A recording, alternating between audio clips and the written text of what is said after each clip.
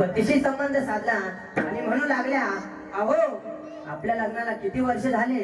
तेव्हा मावशीचा पती म्हणतो, 20 वर्ष. मग आपल्याला भगवंताच्या कृपेने एखादा मुलगा जर झाला तर त्याचं नाव काय ठेवायचं? तेव्हा मावशीचा पती म्हणतो, हैदर. मग मी त्या माझ्या बाळाला कसा हाक मारू?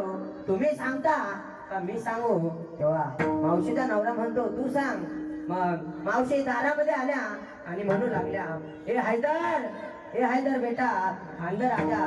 हैदर, हे हैदर बेटा, अंदर आजा.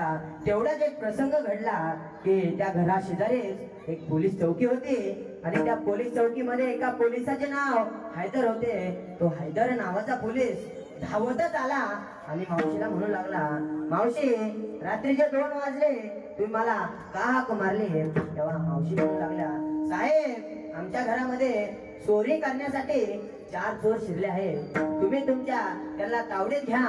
तेव्हा त्या हैदर नावाच्या पोलिसाने एकच शिट्टी मारली, तिकडून 10 पोलीस धावतच आले.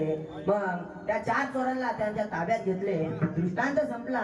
मला हे सांगायचं होतं की त्या मावशीने हैदर नावाचा आधार घेऊन त्या 4 चोरांपासून सुटका केली. मग आपण अखंड नामचिंतन करून या कलिकाळाच्या तावडीतून का सुटू शकत नाही?